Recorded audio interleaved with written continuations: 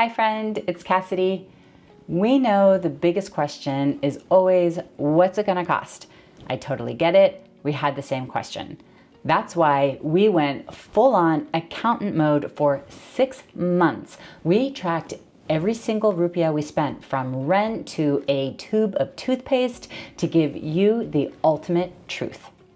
Today is part 1 of the ultimate budget showdown. A complete 3-month cost comparison between the chill, laid-back vibes of Sanur and the high-end energy of Seminyak. By the end of this video, you will know exactly how much money you need for the big non-negotiable costs and the biggest financial difference maker, so you can decide if Bali is actually feasible for your budget. How much more expensive do you think Seminyak will be? Take a guess and drop it in the comments before we dive in. Let's find out where your money's gonna go. I was just thinking how different Sanur and Seminyak truly are. They almost feel like 2 completely different islands. Sanur is quieter and more relaxed, and you just end up saving money because you're not tempted by all the flashy stuff.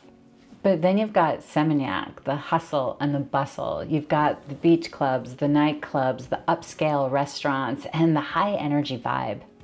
It's interesting to see how your lifestyle can change depending on the area that you're staying in. We lived in both, and we're going to show you how that choice impacts your wallet. Let's start with the monster of all expenses, rent. This is probably one of our biggest expenses and one of the key differences between the 2 areas. So what's the real world difference? In Sanur, we stayed in a cozy 3-bedroom spot in South Sanur, close to Murdasari. It was chill. It was about 15-20 minute walk to the beach, and it was close to restaurants, shops, and groceries. It had a full kitchen, a small pool, not huge, but perfect for a quick dip to cool off. Our rent there was a total of 75 million rupiah for 3 months. That breaks down to about 1,500 USD or 2,300 AUD per month. Now fast forward to Seminyak. We upgraded our space. We moved into a more spacious 3-bedroom place. It has a bigger kitchen. It has an actual dining area. It has a separate building for the master bedroom, and it has a bigger pool. The location is killer. It's just a 7-minute walk to the beach, and it's still walking distance to warungs, restaurants, clubs, and shops. It just kind of suited our preferences more. The rent here, oh, it jumped. Our 3-month total comes to 112,500,000 rupiah. And that's about 2,300 USD and 3,500 AUD a month. Oof, that is about a 40% increase in your costs for rent.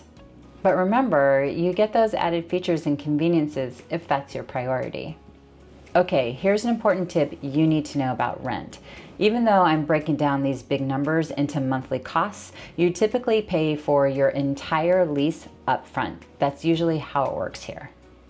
There are monthly rentals out there if you want that flexibility.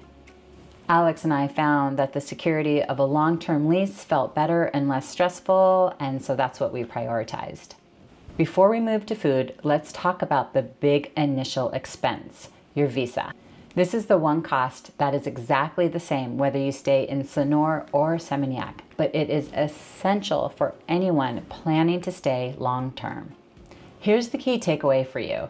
Invest upfront to save you massive stress later. Use an agent. We use Aki at What's Up Bali. He is a wizard. He makes sure that our 1-year visas are perfectly sorted. The final bill for our 2 visas came to 27 million rupiah. That breaks down to about 812 USD or 1,200 AUD per visa. If you're planning a full year here, you want to budget for your visa expenses right away. It's your cost of entry, and doing it right the first time is priceless. Okay, let's talk about food, because this is a big one for us. As most of you know, Alex and I don't like to cook, and we go out to eat twice a day, or we just rely on leftovers. So let's compare.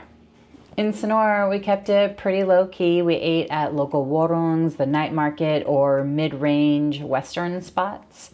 Over 3 months, we spent 35,441,000 rupiah. That's about 711 USD or 1100 AUD per month. Oh man, that adds up quickly. But here's the biggest surprise of this video. When we moved to Seminyak, I expected our food prices to skyrocket. But check this out. Over 3 months, we actually spent less. We spent about 31,994,000 rupiah. That averages out to about 642 USD or 982 AUD a month. That is a full 10% decrease from Sanur. I am completely shocked. Reflecting on it, I think it's because there's just more variety in Seminyak and we have more options for local foods real close by. I love that we can have more choices without automatically breaking the bank. And this shows a critical point for you. Your daily food costs are controlled by your choices, not the area in which you live.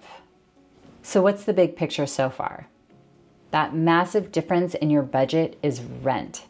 That 40% jump will be your biggest challenge. But you can save money on food, even in the hustle and bustle of Seminyak. But now you're probably thinking about all those other costs: groceries, electricity, phone, water. Well, in part 2, we'll cover all those surprises. We're going to show you why our utility bill actually went down in Seminyak and how we managed to increase our staff spending by almost 150%. If you thought you had the budget figured out, wait until you see the hidden costs and savings in the day-to-day. Click on the subscribe and bell button to get notified for part 2 for the complete picture of your Bali lifestyle budget. Thanks for watching. I'll see you there. Mwah!